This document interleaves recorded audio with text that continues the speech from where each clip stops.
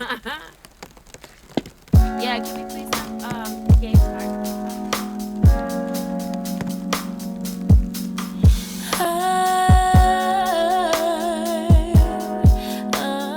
Hey everyone, welcome back to Neo's Soul House.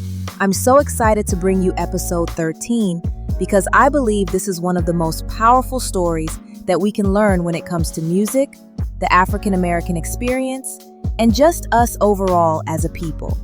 Plus, we are almost to 100 subscribers. Thank y'all so much. Like always, I have chapters in the descriptions of this video, so if there's any particular parts you want to skip to, you are more than welcome. But I would appreciate it if you watch the video all the way to the end. It helps me out so much when you do.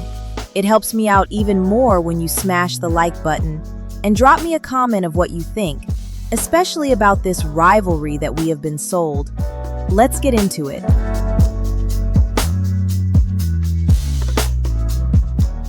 The rivalry that never was. For over 2 decades, the music industry sold you a lie about the biggest rivalry in neo-soul history. They wanted you to believe that Erykah Badu and Jill Scott were sworn enemies, competing for the same crown, unable to coexist in the same space.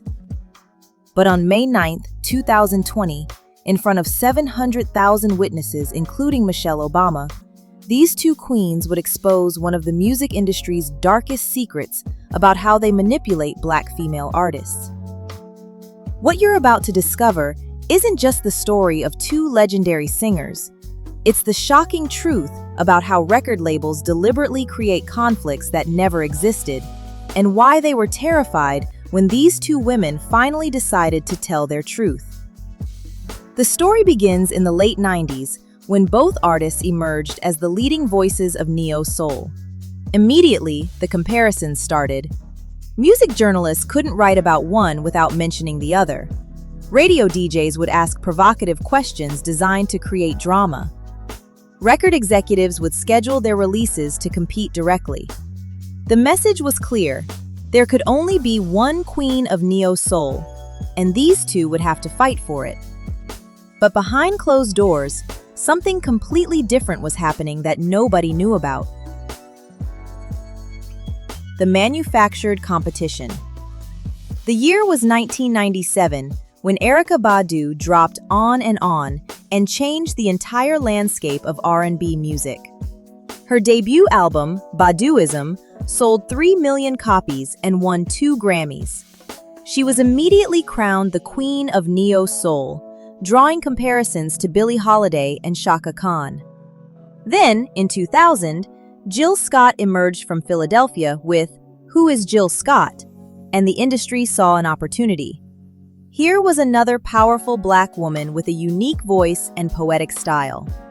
Instead of celebrating 2 incredible artists, the machine went into overdrive, creating a narrative of competition that would follow them for the next 20 years. What made this manufactured rivalry even more controversial was the Soulquarians' collective situation. This creative powerhouse included Questlove, D'Angelo, Common, Q-Tip, J Dilla, and Erykah Badu herself. They were the architects of the neo-soul movement, producing groundbreaking albums like D'Angelo's Voodoo and Common's like Water for Chocolate.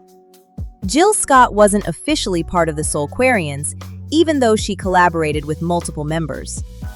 The media spun this as evidence of beef, suggesting Erykah had blocked her entry. Industry insiders would leak stories about tension at recording sessions that never happened. Magazine covers would feature provocative headlines asking fans to choose sides. The hashtags Team Erykah and Team Jill would dominate early internet forums. But the most shocking part was that neither woman had ever said a negative word about the other. The rivalry existed entirely in the minds of executives who believed Black women couldn't support each other. The secret "You Got Me" connection. Here's where the story takes an unexpected turn that nobody saw coming.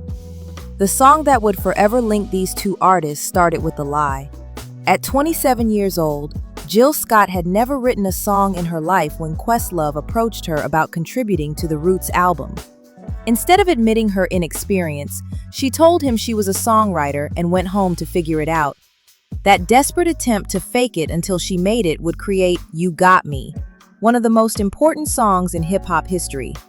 But the plot twist that shook everyone was that Jill wrote those iconic verses specifically for Erykah Badu to sing. This unknown poet from Philadelphia penned the words that would come out of the mouth of neo-soul's biggest star.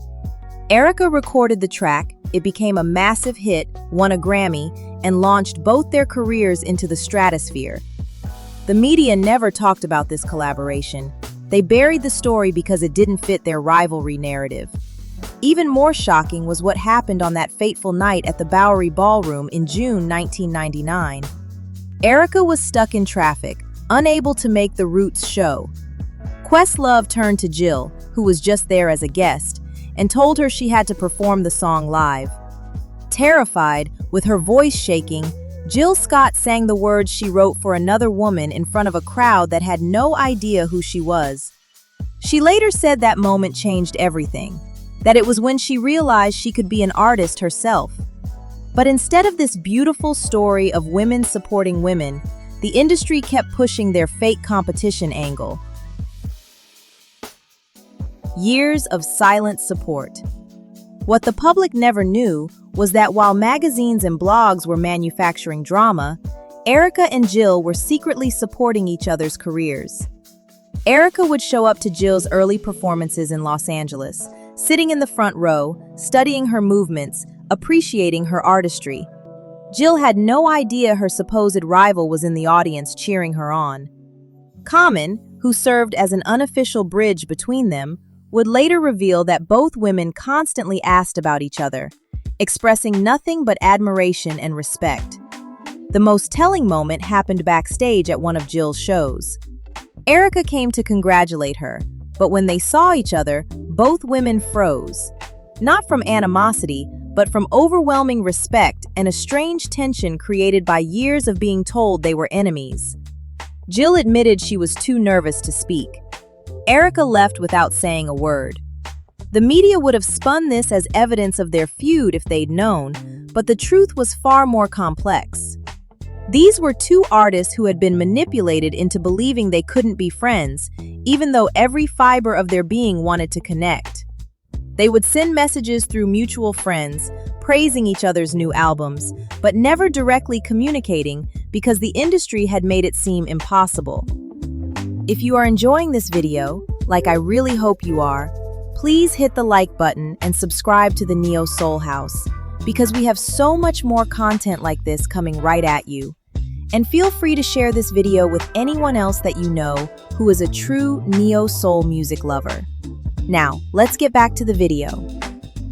The Verzuz battle that broke the internet. When Swiss Beats and Timbaland announced the first female Verzuz battle would be Erykah versus Jill, the internet exploded. This was the showdown everyone had been waiting 20 years to see. Fans chose sides, created memes, and prepared for war.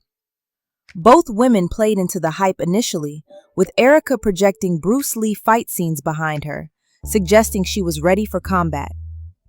The technical difficulties at the start, dubbed the Teddy Riley Echo, in reference to a previous Verzuz disaster, only added to the tension. But from the moment they connected on Instagram Live, it became clear this would not be the battle anyone expected. They opened with You Got Me, both playing their versions back to back, immediately acknowledging their shared history. The compliments started flowing, the stories began pouring out. They weren't competing, they were celebrating. When Erykah's device died right as she was about to play Tyrone, her biggest hit, something incredible happened. Instead of celebrating her opponent's technical difficulty, Jill immediately started playing Tyrone herself. I'm getting tired of your shit. You don't never buy me nothing. Keeping Erykah's music alive until she could return. When Erykah came back online, she was almost in tears, saying, "That's what real women do." The battle had become a masterclass in sisterhood. The numbers were staggering. over 700,000 concurrent viewers, making it the most watched Verzuz at that time.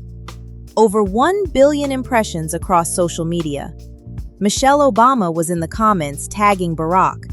Celebrities from every corner of entertainment were witnessing this historic moment. But the metrics that mattered most were the tears of joy from fans who finally got to see their queens together, supporting each other, proving that the rivalry had always been a lie. The truth finally revealed. 3 hours into what was supposed to be a battle, Jill Scott said something that sent shockwaves through the music industry. Looking directly into the camera, with hundreds of thousands watching, she declared, "They pitted us against each other for a long time, from the beginning. It was a stink in the air that didn't belong to either of us, and I'm happy to squash that." In that moment, 20 years of manufactured drama evaporated. The truth was finally out there. Erykah co-signed immediately, explaining how the industry creates false scarcity, making artists believe there's only room for one successful Black woman at a time. They talked about how record labels would schedule their tours to conflict, how journalists were encouraged to ask provocative questions designed to create beef, how even their own teams sometimes bought into the narrative. They revealed that they'd been wanting to work together for years, but were told it would confuse their brands. The vulnerability in their voices as they shared these experiences was heartbreaking. Here were two iconic artists who had been robbed of a friendship, a potential collaboration, maybe even a joint tour, all because some executives decided that conflict sells better than unity. The aftermath, an industry impact. What happened after that Verzuz battle changed everything. Within days, both artists saw massive spikes in their streaming numbers. But more importantly, they started a conversation about how the music industry treats Black female artists. Young artists like Summer Walker, Ari Lennox, and SZA started speaking out about similar experiences, about being compared to each other instead of celebrated individually. The false scarcity narrative that had been used to control artists for decades was finally being exposed. Erykah and Jill didn't just stop at the Verzuz. They started appearing on each other's Instagram lives, promoting each other's projects, even hinting at future collaborations. They showed the industry what happens when artists refuse to play the rivalry game. Their unity became a threat to the old system. Music executives who had relied on drama to drive sales suddenly had to reckon with the fact that authenticity and sisterhood were more powerful than manufactured beef.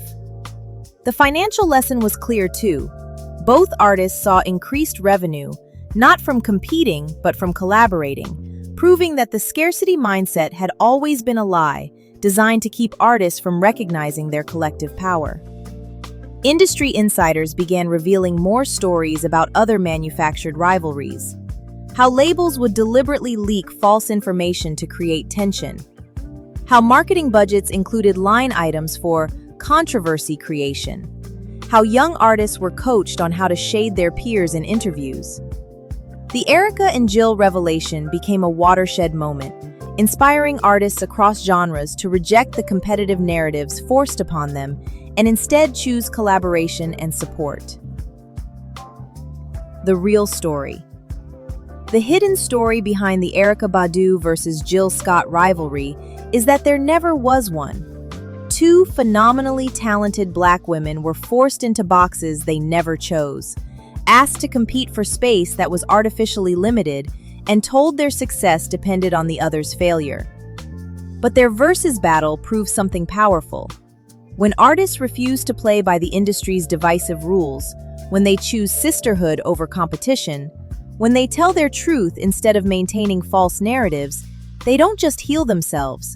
They heal their communities, inspire the next generation, and force an entire industry to confront its toxic practices. What makes their story even more powerful is that it wasn't just about them. It was about every female artist who's been told there's only room for one. Every creative who's been forced into an unnecessary rivalry. Every person who's been convinced that someone else's success means less opportunity for them. Erykah and Jill didn't just squash their manufactured beef that night. They exposed an entire system designed to keep artists divided, competing for crumbs while executives feast on the drama they create. The real rivalry was never between these two queens. It was between artists and an industry that profits from their division. And on that night in May 2020, in front of the world, Erykah Badu and Jill Scott won.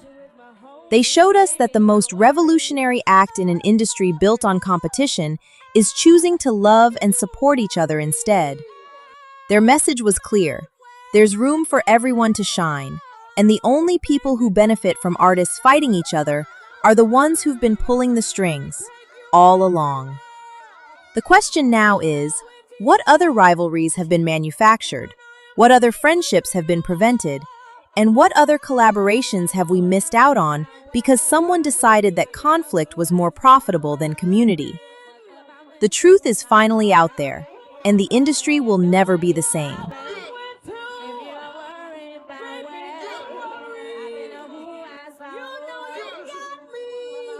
With my homies.